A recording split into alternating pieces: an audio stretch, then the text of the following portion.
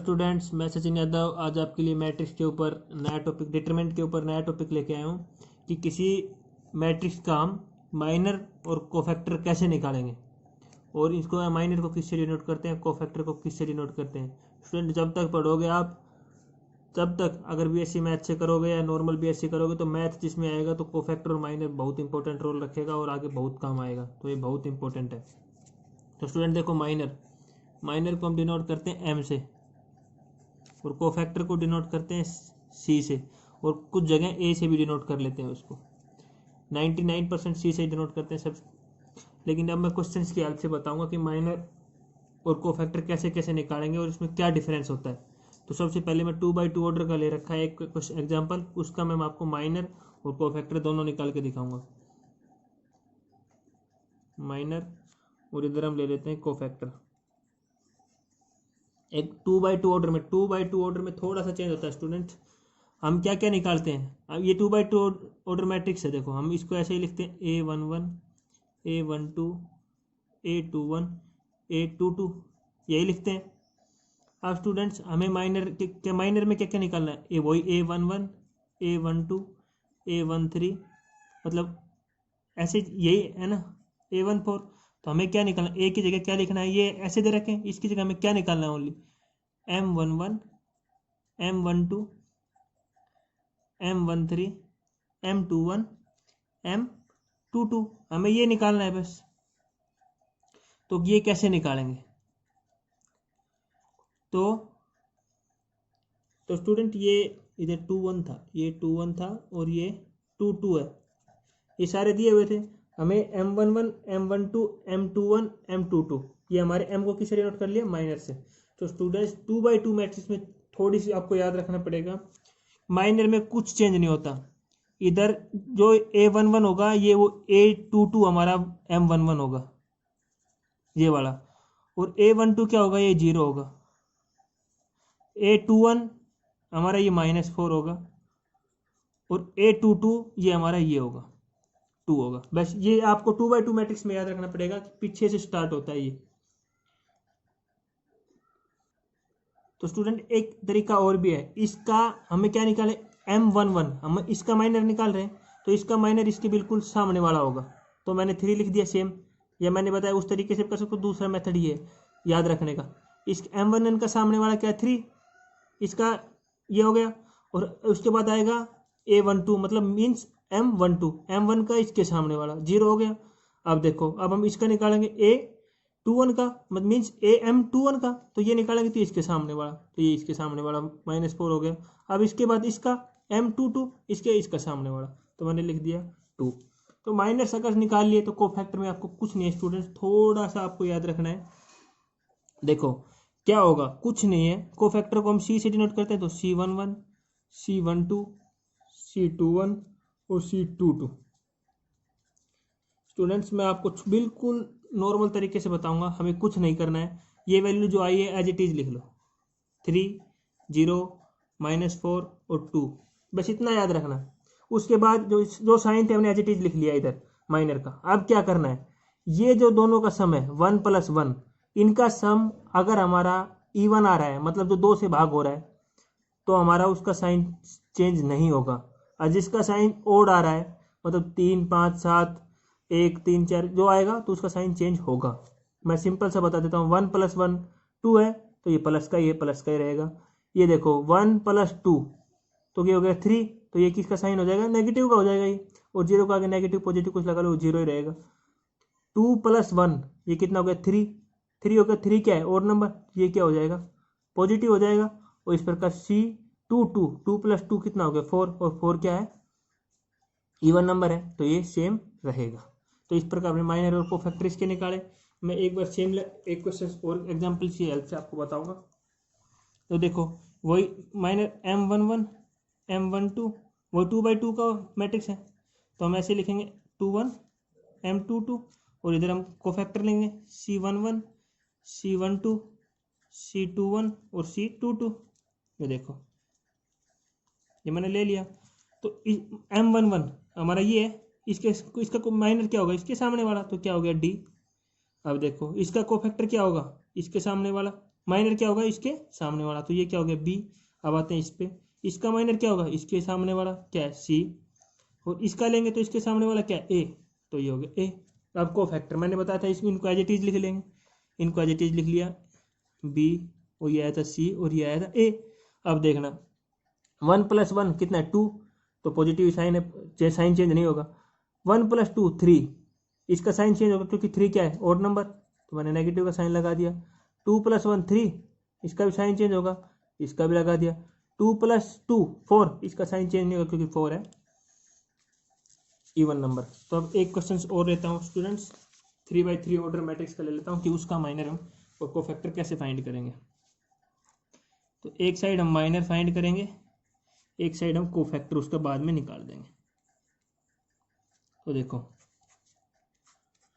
इसमें 3x3 matrix में क्या क्या होता है स्टूडेंट्स, आपको पता है, ये होता है A11 A12 A13 A21 A22 A23 A31 A32 A33, यही है, इसमें हमारे पास यही दिया हुआ है। तो एक डिटर्मिनेंट का माइनर निकालना है कि कैसे निकालेंगे, इस प्रकार हमें रहता दिया हुआ, तो हम माइनर भी क्या निकालेंगे M11 निकालेंगे सबसे पहले। तो M11 निकालेंगे तो बच्चों फर्स्ट रो और फर्स्ट कॉलम को छोड़ देंगे, M11 का मतलब है फर्स्ट रो और फर्स्ट कॉलम को छोड़ देंगे, मतलब ये इसका निकाल रहे हैं M11 इसका, तो डिटरमिनेंट जैसे निकालते थे वैसे सेम निकालेंगे, जिसका निकाल रहे हैं उस रो और उस कॉलम को छोड़ देंगे। तो सबसे पहले हम इसका निकाल रहे हैं, तो ये रो छोड़ दिया और ये कॉलम छोड़ दिया, तो हमारे पास क्या बच गया 5 - 1 1 और 2। तो ये इस प्रकार M11 निकाल लिया। अब इसके बाद हम क्या निकालेंगे M12। M12 का मतलब क्या होता है स्टूडेंट, अब हम फर्स्ट रो का सेकंड एलिमेंट का निकालेंगे। तो हम अब क्या लेंगे, इस रो को नहीं लेंगे पूरी को, फर्स्ट रो कंप्लीट खत्म कर दिया, सेकंड एलिमेंट के साथ ये वाला कॉलम चला जाएगा, तो क्या बच गया 3 9 बच गया हमारा 3 9 -1 2। तो बच्चों अगर आपको इधर समझ नहीं आ रहा तो मैंने डिटरमिनेंट के ऊपर स्पेशल लेक्चर अपलोड किया, उधर जाके आप देख सकते हो कि मैं ये A12 A13 ये कैसे निकाल रहा हूँ, उधर भी आपको पता लग जाएगा। अब देखो M13 निकालेंगे, 13 का मतलब फर्स्ट रो पूरा कैंसिल हो गया, और थर्ड कॉलम मतलब ये चला गया ये चला गया, हमारे पास क्या बच गया 3 9 और 5 और 1 बच गया। उसके बाद हम क्या निकालेंगे M21, क्योंकि इधर A21 है तो हम एक जगह क्या लिखे M21। अब M21 21 का 2 का मतलब है सेकंड रो तो हम बिल्कुल यूज नहीं करेंगे, और फर्स्ट कॉलम, अब इसका ये सेकंड कॉलम चला गया फर्स्ट रो चली गई, मतलब ये पूरा ये भी नहीं ले रहे और ये नहीं ले रहे, तो हमारे पास क्या 0 और 1 और 4 और 2। अब उसके बाद देखो स्टूडेंट, उसके बाद M22 निकालेंगे।